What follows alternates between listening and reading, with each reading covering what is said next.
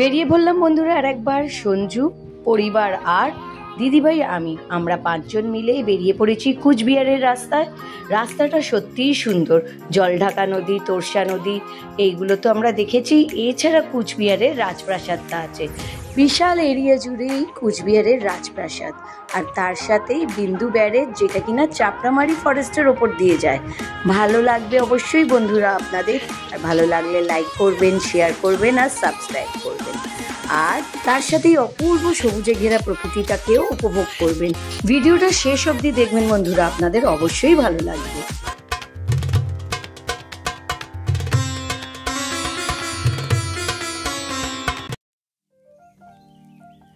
Good morning, সুপ্রভাত বন্ধুরা। একবার আবার আমি রূপালী জিন্দগিতে আপনাদের কাছে উপস্থিত হয়েছি নতুন ভিডিও নিয়ে। কেমন আছেন বন্ধুরা আপনারা সবাই? আজকে তো শনিবার, আর আজকে শিলিগুড়িতে আমাদের তৃতীয় দিন, কারণ আমরা পরশুদিন এসেছি, কালকে আর আজকে আবার আমরা বেরোচ্ছি বন্ধুরা।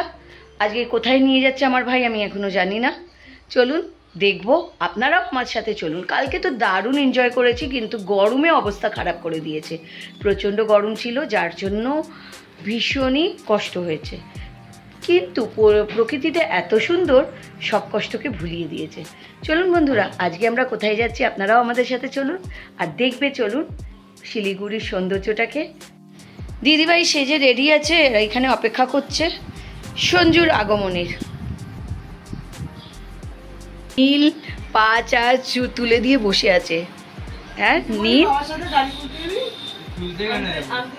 আর পিঙ্কি এখনো রেডি হচ্ছে। পিঙ্কি লাস্টে রেডি হচ্ছে, কারণ আমরা ছাড়িয়ে নিয়ে ড্রেসিং টেবিলটা। ওরে বাস, ফাটিয়ে দিচ্ছিস তো সাজেতে। ভাল লাগছে, তুমি যা বলবি তাই ভাল লাগে।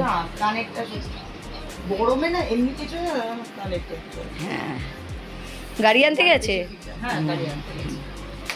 চলো নীল বাবু, আজ আবার আপনার একটা দায়িত্ব, আমাদেরকে কোথায় নিয়ে যাবেন ঘুরতে। এখন তো এটা আপনাদের রাজ্য হয়ে গেছে, আপনাদের পাড়া হয়ে গেছে, ডিসাইড হয়েছে, কিন্তু লাস্ট অব্দি কত দূর যাই সেটা তো ঠিক নেই। কোচবিহারের রাজবাড়ি দেখতে যাচ্ছি, সেটা তো ডিসাইড হয়ে গেছে, বাট এখনো ডেস্টিনেশন কমপ্লিট হয়নি যতক্ষণ না আমরা বেরোচ্ছি। চল, নীল ব্যস্ত গুছাতে গাড়িটা। চলুন, যাত্রা শুরু। ওম নমঃ শিবায়। হ্যালো, আপনারা রেডি দিদি দাদা? জার্নি আমাদের স্টার্ট হয়ে গেছে, আমরা 3 জনে পিছনে বসে আছি।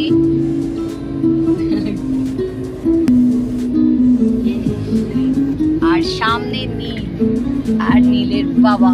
তো নীলের পিতাশ্রী গাড়ি চালাচ্ছে, আমার ভাই, ছোট ভাই গাড়ি চালাচ্ছে, দেখো তাকাবে না। বল নীলবাবু কিছু। আজকে আমাদের ড্রাইভার তো আছেই, আর এ হচ্ছে আমাদের জুনিয়র গাইড। কুচবিহারে যাওয়ার জন্য আমরা বেরিয়ে পড়েছি, কিন্তু সিগন্যালের কাছে এসে ট্রেনকে দেখে আমাদের গাড়ি কিছুক্ষণের জন্য থেমে গেল, আগে তাকে যাওয়ার সুযোগ দিল।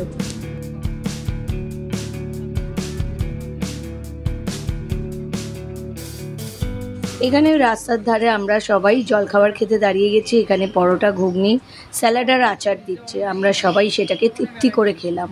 রান্নাটা খুব টেস্টি করেছে, পরোটা তো দুর্ধর্ষ হয়েছে, জমিয়ে গরম পড়েছে আজকেও। ওখানে সঞ্জু খাচ্ছে, খাওয়া হয়ে গেছে, আর এখানে চা খেতে বসেছে দিদিভাই আর পিঙ্কি, আর এখানে চা তৈরি হচ্ছে। বেরিয়ে পড়েছি জলখাবার খেয়ে কুচবিহারের রাস্তায়, কিন্তু রাস্তাটা এতই অপূর্ব, সেই জন্যই আমি আপনাদের সাথে শেয়ার করলাম। দেখুন কি সুন্দর, প্রকৃতির মাঝে এত সুন্দর রাস্তা, চারদিকে সবুজই সবুজ, আর মাঝখানের রাস্তাটাও চওড়া, আর কি সুন্দর, কখনো স্ট্রেট, কখনো সাপের মতন বেঁকে গেছে, এইরকমই এগিয়ে যাচ্ছে। এইসব রাস্তায় গাড়ি চালিয়ে তো খুবই মজা।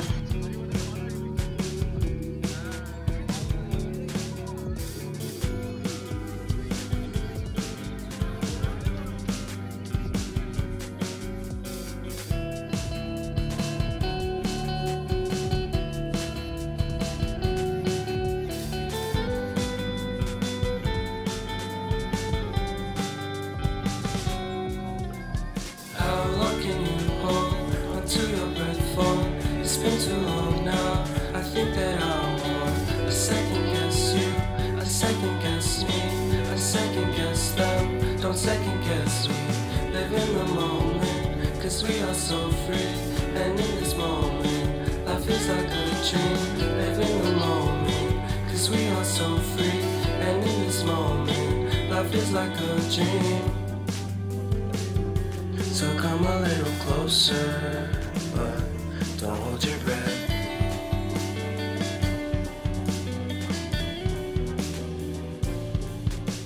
শিলিগুড়িতে এসে তো আমরা তিস্তা নদীকেই দেখলাম, এবারে জল ঢাকা নদীটা দেখছি।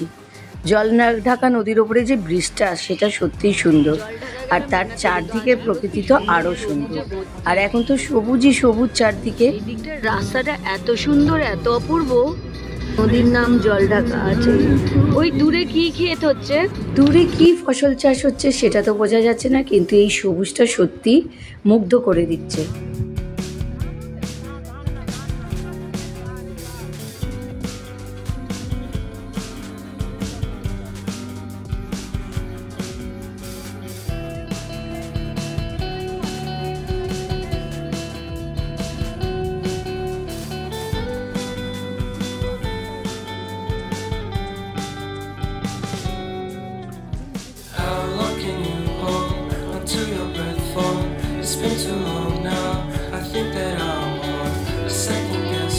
জলপাইগুড়ি, এটাও তোমার জলপাইগুড়ি ডিস্ট্রিক্টের আন্ডারে পড়ছে। জলপাইগুড়ি, ধূপগুড়ি সবই গুড়িতেই আটকে আছে। বাড়ি তো আছে, আমবাড়ি, ওজলাবাড়ি। প্রকৃতির মাঝে যেতে যেতে নিজেদের মধ্যেই আমরা তর্ক বিতর্কে লেগে গেলাম যে এইসব জায়গার নাম এইরকম কেন। এই যে জলপাইগুড়ি, ময়নাগুড়ি, ধূপগুড়ি, আবার হোগলাবাড়ি, এইরকম বাড়ি, গুড়ি আর মাড়ি এই টাইপেরই এইখানে নাম। এইখানে ছোটখাটো চেকিং হলো আমাদের। আর তোরসা নদীর ব্রিজে আমরা উঠে পড়লাম, কিন্তু তোরসা নদীকে তো দেখে লাগছে এখানে এখনো বর্ষা শুরু হয়নি, কারণ জল নেই, শুকনো। আর সঞ্জুর রাস্তা চিনতে একটু গন্ডগোল হয়েছে, কোচবিহারে যাচ্ছে প্রথমবার, তাই এখানে লোকাল লোকেদের জিজ্ঞেস করে আমরা এগোলাম। পৌঁছে গেলাম কুচবিহারে। এবারে মনে হচ্ছে গরম আমাদের পিছন ছাড়বে না, যেখানেই যাচ্ছি প্রখর রোদ্দুর আমাদের সাথে যাচ্ছে। রাজবাড়িতে ঢোকার মুখেতেই এই রঙ্গন গাছের টকটকে লাল রঙের ফুল ফুটেছে, আর এটা হচ্ছে টিকিট কাউন্টার। এখানে লোকাল লোকেদের জন্য হচ্ছে 25 টাকার টিকিট, আর ফরেনারদের জন্য 300 টাকার টিকিট। আর এমনি পিছন দিকে যে বাগানটা আছে, বিশাল বাগান ঘোরার জন্য 20 টাকার টিকিট। চলুন ভেতরে টিকিট কেটে ঢুকে পড়লাম। তবে এখানে প্রচন্ড গরম, কিন্তু প্রকৃতিটাও এতই সবুজ যে ছবি তুলতে ভীষণ ইচ্ছে করলো। वही तो नेकी और पूछ पूछ। चलो खींच लिया कुछ फोटो भी हमने।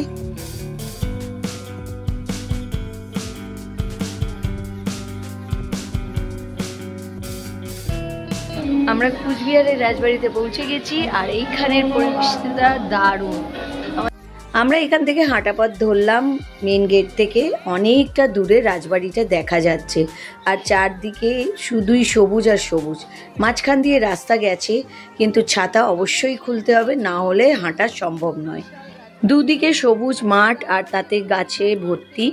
বেশ সুন্দর। উপভোগ করতে করতে, গরম রোদ্দুরটাকেও সঙ্গে উপভোগ করতে করতে আমরা এগিয়ে চলেছি। তবে এত তাত না, নেওয়া যাচ্ছে না বন্ধুরা। মাথার ওপরের রোদ থেকে তো বন্ধুরা ছাতা বাঁচাচ্ছে, কিন্তু মাটির থেকে যে তাতটা উঠছে তার থেকে তো বাঁচাবার চান্সই নেই। এই জন্য আপনারা যদি কুচবিহারের রাজপ্রাসাদ দেখতে আসেন, তাহলে এতটা রাস্তা হেঁটে যেতে হবে, ধারণা করে নেবেন, আর ছাতাটা অবশ্যই সঙ্গে নিয়ে আসবেন। এখানে ছোট্ট দিঘির মতন বানানো রয়েছে, তবে এখানে চারদিকে বড় বড় ঘাস দেখে লাগছে মেনটেনেন্সের একটু অভাব আছে। বিশাল এরিয়া জুড়ে তো রাজবাড়ি, কিছু জায়গায় লোকজন কাজ করছে সেটা অবশ্য দেখা যাচ্ছে। তবে কুচবিহারে আসার রাস্তাটা সত্যি বন্ধুরা আমি আপনাদের সাথে শেয়ার করলাম এই কারণেই, এখানে রাস্তা দেখে আমি ফিদা হয়ে গেছি। সত্যি অপূর্ব রাস্তা বন্ধুরা। মানে দুদিকে তোরসা নদীর ওপরে দিয়ে যখন আমাদের রাস্তাটা যাচ্ছে, জল ঢাকাই বলুন নদী বা তোরসা নদী বলুন, তখন সত্যি ব্যাপক ভাল লাগছে। তবে এই সময় এইদিকে আসাটা আমাদের একদমই উচিত হয়নি। এতটা গরম আমরা ভাবতে পারিনি যে মানে এতটা রাস্তা ডিঙিয়ে আমরা রাজবাড়ির ভেতরে ঢুকবো। তার উপরে মাটির থেকে তাতটা উঠছে না, তাতে আমরা কাহিল হয়ে যাই। রোদের এত তাপ, স্পিচলেস হয়ে গেছি রোদ্দুরের তাপেতে। উফ, পুরো রাস্তাটা কভার করেছি, অনেকটা রাস্তা। তবে শান্ত পরিবেশ, গাছগাছালিতে ভর্তি, চলুন, ভেতরে তো ফটোগ্রাফি করতে দেবে না, সেই জন্য এখান থেকেই আমাকে বন্ধ করে নিতে হবে নিজের ক্যামেরাটাকে। চলুন ভেতরে যাই, দেখুন আপনারা। এই যে পুরো রাজবাড়িটা এইরকম। ইতালির নবজাগরণের প্রাক্কালে ইউরোপীয় স্থাপত্য রীতিতে যে চরম উৎকর্ষ সাধিত হইয়াছিল, তাহারই ভাবাদর্শে রূপায়িত সুবিশাল এই রাজপ্রাসাদে বিখ্যাত কোচ নৃপতি মহারাজ নৃপেন্দ্র নারায়ণ 1887 খ্রিস্টাব্দে নির্মাণ করেন। 1.50 মিটার উচ্চ ভিত্তির ওপর স্থাপিত এই দ্বিতল স্টক সৌধটির আয়তন 4768.5 বর্গমিটার। আর পড়তে পারছি না। দেখলাম রাজবাড়িটা বন্ধুরা, কিন্তু বাইরেটা দেখতে দারুণ লাগছে, কিন্তু ভেতরে কিছু নেই। ওপরে দুটো ঘর, নিচে দুটো ঘর, আর ওই পুরনো স্থাপত্যগুলো দেখিয়েছে, সেইগুলো মুঘলরা নষ্ট করে দিয়েছে বলছে, কিন্তু আর একটু ভালোভাবে দিতে পারতো, আর একটু ভালো দেখাতে পারতো। বাইরে দিয়ে এত সুন্দর লাগছে দেখতে, দেখুন কত সুন্দর বাইরে দিয়ে লাগছে দেখতে, কিন্তু ভেতরটা ঢুকে ওই একটা ওপরে ওই কয়েকটা ছবি, আর নিচে তো সেরকম কিছুই দেখলাম না ফটো ছাড়া। আর একটু ভালো ওরা করতে পারতো।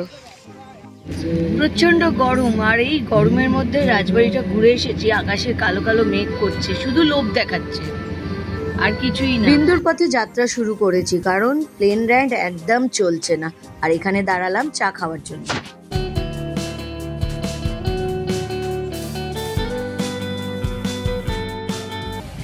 এখানে চা খেতে নেমেছে, আর দিদিভাই চা বাগানের কুলি হয়ে গেছে।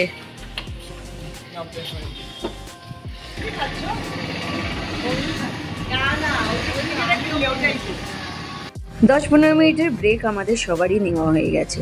এবার আমরা বিন্দুর পথে যাত্রা শুরু করলাম। যাওয়ার পথে এই দোকানেই আমরা চা খেয়েছিলাম, আর রাস্তাঘাটগুলো সত্যিকারেরই সুন্দর, সেই জন্য আমি আপনাদের সাথে শেয়ার করলাম। এই রাস্তায় জানেন বন্ধুরা, জলঢাকা নদী আর তোরসা নদীর ব্রিজগুলো চোখে পড়েছে। তার মানে এই দিক দিয়ে তিস্তা নদী আর যাচ্ছে না, এই দিক দিয়ে তোরসা, জলঢাকা নদীরা জায়গা নিয়ে নিয়েছে। আর কিছুক্ষণ পরেই আমরা চাপড়ামারি ফরেস্টের ভেতর দিয়ে যাব।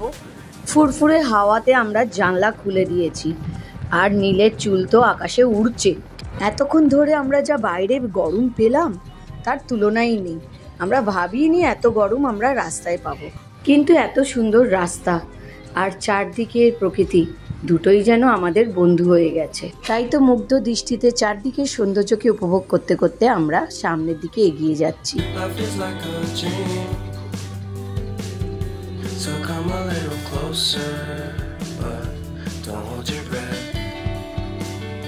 বিন্দুর পথে যাত্রা শুরু করেছি চাপড়ামারি ফরেস্ট, আর একটু পরেই চলে আসবে। তার আগে কুচবিহারের রাজবাড়িটায় গিয়েছিলাম, বাইরেটাকে সত্যিই সুন্দর লাগছিল, কিন্তু ভেতরে গিয়ে আমরা একটু আশাহতই হলাম। ওরা এত বড় প্রাসাদে মোটে 4খানা ঘর টুরিস্টদের জন্য খোলা ছিল।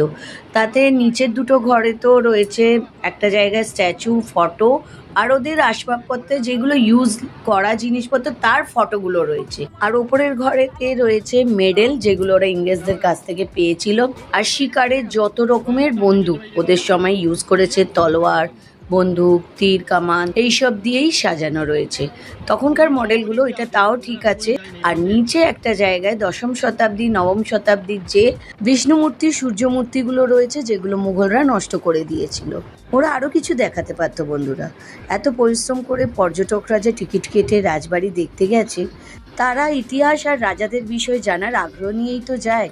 ওরা আমাদের দেশের জন্য কি করেছেন, ইংরেজদের বিরুদ্ধে কি কাজ করেছেন, বা ইংরেজদের সাথে কি করেছেন, সেই সব নমুনা থাকবে, কিন্তু সেরকম কিছুই দেখতে পেলাম না। এটা একান্তই আমার ভালো লাগা খারাপ লাগার দিকটা আমি শেয়ার করলাম।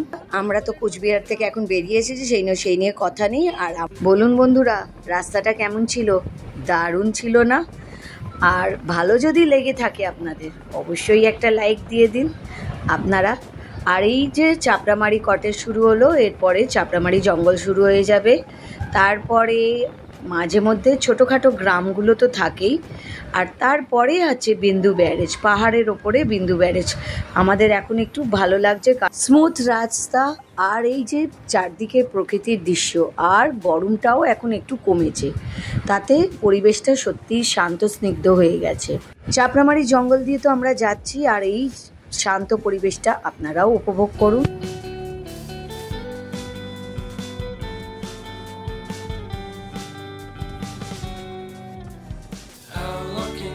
এবারে ক্রমশ পাহাড়ের রাস্তায় ওপরে উঠছি বন্ধুরা। এখানে প্রচুর মাত্রায় বৃষ্টি হয়েছে দেখে বোঝা যাচ্ছে, কারণ জায়গায় জায়গায় বন্ধুরা বোল্ডার পড়ে রয়েছে, পাথরের ওইগুলো বড় বড় শিলা পড়ে রয়েছে, আর রাস্তার অবস্থা তো সত্যি খুবই খারাপ, শোচনীয় রাস্তা। দেখুন এক এক জায়গায় গাছপালাও ভেঙে পড়ে রয়েছে, আপনাদের দেখাচ্ছি দেখুন। বর্ষাকালে পাহাড়ি রাস্তা সত্যি খুবই খারাপ অবস্থা হয়। পাহাড়ে বৃষ্টি হলে তো চারদিক থেকেই জল নিচের দিকে নামে, আর নিচে তো জল ঢাকা নদী রয়েছে, কুলকুল করে বইছে। এখন তো জল অল্পই আছে, কিন্তু এইটাই আর একটু বেশি বর্ষা হলেই অবস্থা খারাপ। দেখুন দেখুন ওখানে বোল্ডারটাকে দেখুন, বিশাল বড় পাথরটা পড়ে রয়েছে। আর দেখুন রাস্তাঘাটের অবস্থা এতটাই খারাপ যে গাড়ি চালাচ্ছে সঞ্জু খুব সাবধানে চালাতে হচ্ছে, নাহলে যে কোনো সময় দুর্ঘটনা অবধারিত। মাঝে মধ্যে রাস্তাঘাটের অবস্থা এতটাই শোচনীয় হয়ে যাচ্ছে যে মনে হচ্ছে গাড়ি আর এগোবেই না, ওখানেই থেমে যাচ্ছে। গাড়ি সমানতালে তুলছে, তো আমার ক্যামেরা কি করে স্থির থাকবে বলুন বন্ধুরা। চারদিকে বড় বড় পাথরের টুকরো আর ধসেতে ভর্তি।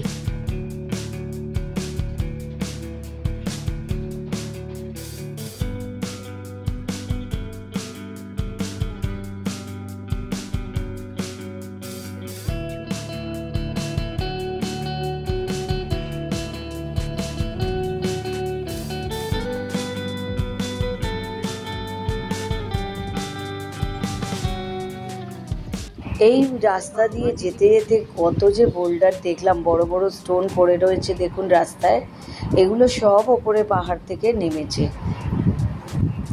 ভয় করছে না বলবো না, ভয় তো ভালোই করছে, ভয় হওয়াটাই স্বাভাবিক বন্ধুরা, কি বলেন আপনারা? কিন্তু এইখানে যারা থাকে, এই আশেপাশে যে গ্রাম রয়েছে, তারপরে হোমস্টে আছে, সেই সব জায়গায় লোকজনরা কি করে থাকে, তারা কতটা স্ট্রাগল করে এখানে, দেখে সত্যিকারের এদের জন্য আশ্চর্যই লাগে। এরা কত সাহসী, আর এদের জন্য তো একটা স্যালুট উচিতই। এরা প্রতি মুহূর্তেই প্রকৃতির সাথে লড়াই করে যাচ্ছে। আর দেখুন এখানে প্রচুর হোমস্টেও গড়ে উঠেছে, কি সুন্দর সুন্দর হোমস্টেগুলো রয়েছে। প্রকৃতির মাঝে এরকম নিরিবিলিতে কে না চাইবে থাকতে। তবে বেশ সুন্দর এখানকার পরিবেশ, আর প্রচুর কলা গাছ দেখতে পাচ্ছি। দেখুন ওইখানে একটা মন্দির, কি সুন্দর লাগছে না বন্ধুরা?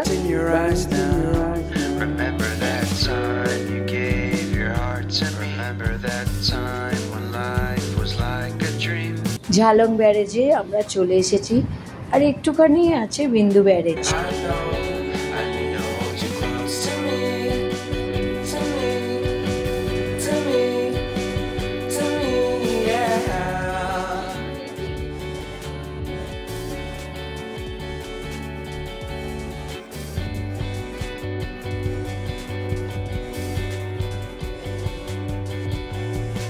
Life is our game that we play. I won't get away. We can find a safe within our company. Within our company. Within our company. So come closer to me. Come a little closer.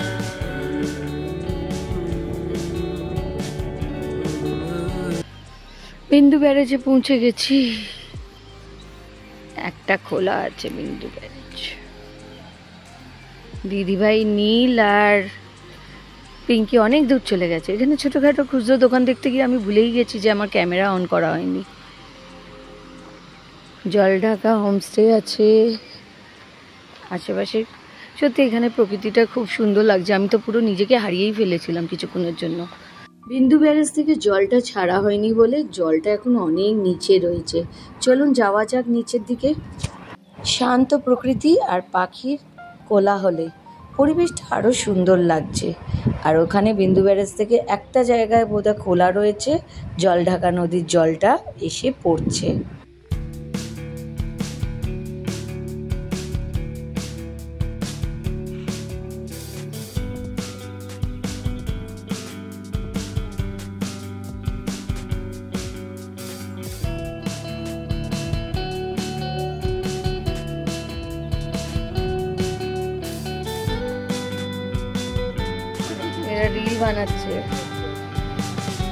Reel বানাচ্ছে এখানে।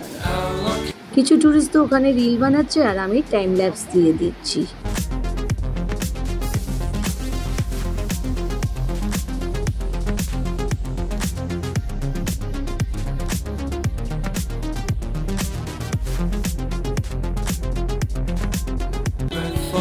It's been too long now. I think that I want to second guess you, I second guess me, I second guess them. Don't second guess me. Live in the moment, 'cause we are so free. And in this moment, life is like a dream. Live in the moment, 'cause we are so free. And in this moment, life is like a dream. পৃথিবীর মাঝে দারুণ একটা জায়গা এই বিন্দু ব্যারেজটা। না আসলে বুঝবেন না, সত্যি অপূর্ব অনুভব হলো। আপনারাও আসবেন, দেখবেন। ওইটা ডোকলাম, ঠিক আছে। ওর এই লেফট হ্যান্ড সাইডে আছে, এটা হচ্ছে নাথুলা।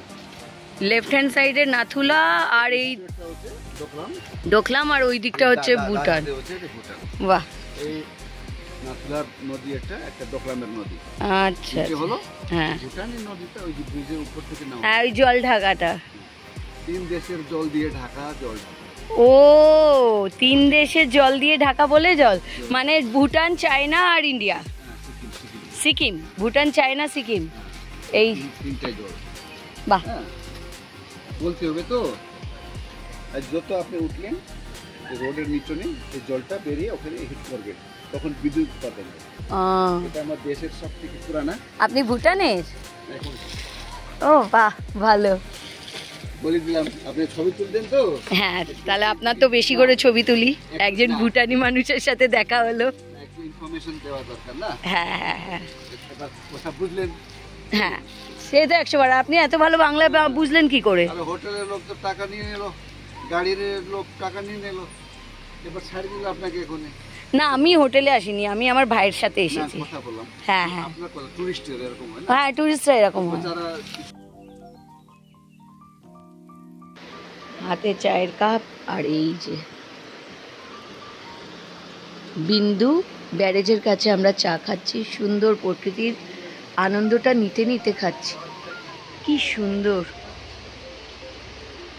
সূর্য অস্ত গেছে, হালকা সূর্যের আভা এখনো আকাশে আছে, সত্যি অপূর্ব।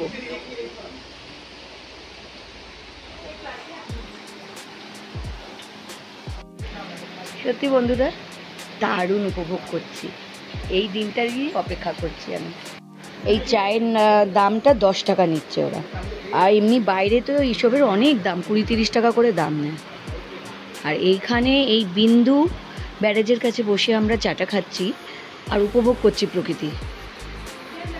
অপূর্ব অভিজ্ঞতা, না আসলে বুঝবেন না। আপনারাও চলে আসুন, দারুণ। বিন্দু ব্যারেজে একটা অপূর্ব দিন কাটালাম আমরা।